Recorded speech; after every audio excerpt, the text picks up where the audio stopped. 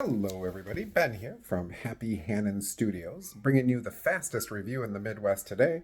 This time it's about HWE, that's Hybrid Wrestling Entertainment, for those of you not in the know.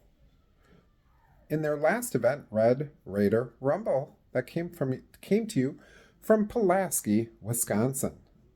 We had 7 matches. There were some definite changes to the card due to some unforeseen circumstances, which we'll talk about in just a bit. So again, there were some changes to the card. Still a heck of a show all and all. As always, Ben goes to his notes because Ben needs his notes. First match of the night was Shane Hills in the role of a bad guy, which, if any of you know Shane Hills, know he can do either excellently, versus Weapon Next Logan Lynch. Logan Lynch was the winner of the match. Knockout by knee to the head. Counted the 3. Good match. These two, I've seen these two together before in other matches. They always put on a great match and did not disappoint again. Great opening match of the night.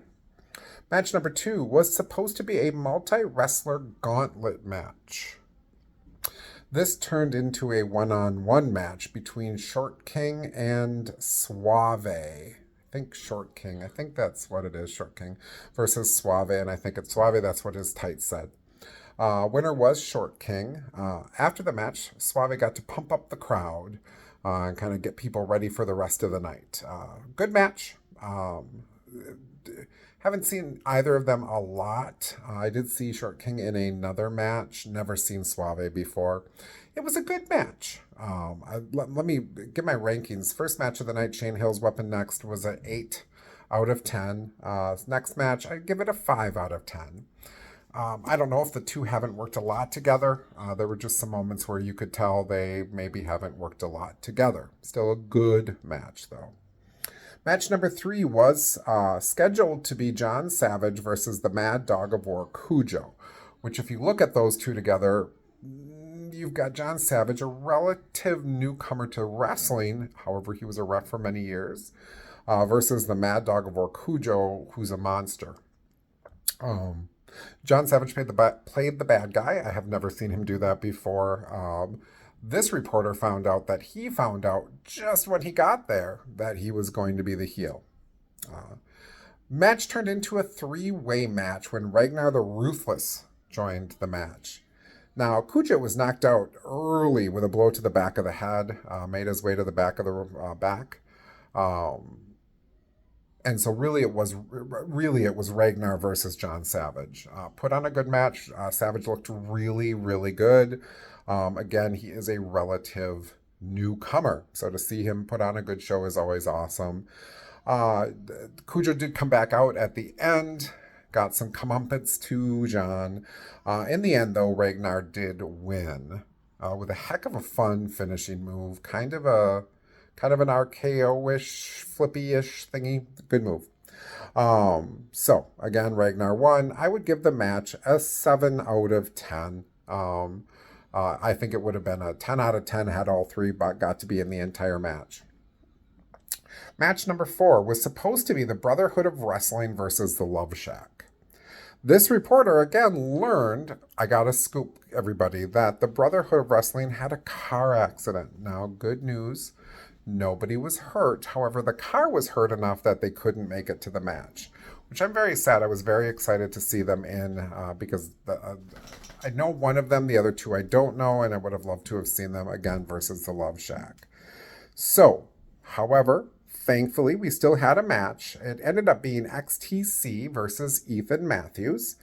The way they decided was just a ferocious game of rock, paper, scissors, which XTC beat Pornstache. And so the winner then faced Ethan Matthews because Ethan Matthews begged for a match. He's like, I want a match. Ethan Matthews did win the match with a roll-up. I always have had an issue with roll-up wins. Ever since I used to watch the big federations, I always thought a roll-up win. However, the rest of the match was really good. The two put on a great match. I will give it a 7 out of 10. Next match, Warwick Stevens versus 12-gauge Rick McCarthy. I have seen Brick McCarthy a whole lot more, and every time I watch him, I really enjoy his character. Love his opening theme song. Would like to find out where that's from because I can't stop singing it. Warwick Stevens is your prototypical bad guy. Just does bad guy stuff. They put on a good match. The winner was never in doubt. Brick McCarthy was the winner, and truly in my brain was never in doubt. Even when he seemed down, it just never seemed in doubt that he would beat Warwick.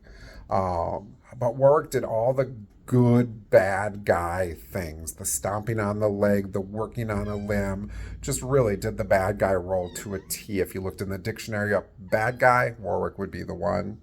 Again, Brick won. Again, it was never in doubt, so I'm going to give it out a 6 out of 10 because, again, there was no doubt of who was going to win the match. Next up, Baker Boys in their HWE debut versus what I'm naming the tag team of the Odd Couple, which was Stacy Shadows and Brock Hall. Brock, he is a person you just love to hate. And then Stacy's Shadows, while she does play the bad guy from time to time, she really is a good person. Stacy, had she been able to be in the match more, probably would have made it a bit more competitive of a match. Brock kept tagging himself in, getting pummeled. In the end, Stacy had enough of his foolishness and left him to the Wolves, or the Baker Boys in this case. Baker Boys finished him off with a tag team maneuver. Brock was broken open during the match. That's what happens when you face the Baker Boys. Last match of the night, TW3 versus EC3. This was a clinic of a match. It just really was a clinic of a match. I will talk more about that in a follow-up video. EC3 did win, held on to the title, again with a roll-up with some underhanded tactics. But unlike the earlier match with Warwick and Brick, this match was in doubt. I thought several times TW3 was going to take the title. He didn't. However, it was a great match. EC3 did give respect to TW3 after and said, anytime you want a rematch, that's awesome. I would love to see those two go at it again. But yeah, it was a great match, great way to finish the night. So, all in all, great show. I'd give that a 10 out of 10. Great show, all in all. Really, just a great show. If I didn't give the Baker Boys, I don't think I gave that. I'll give that one an 7 out of 10. So yeah, all in all, great night. It was for a good cause. This was for the music department, more or less. So they earned a lot of money helping out a great cause. Great food at the restaurant. I went afterwards and got dinner. Great night of wrestling. I'd give it all in all, I'd give it an 8 out of 10. HWE, just every time I go to see them, impresses me more and more. I'll have a couple follow-up videos, and then I will post pictures of the matches. I hope everybody's having a great day. If I don't see you again, good morning, good afternoon, good night.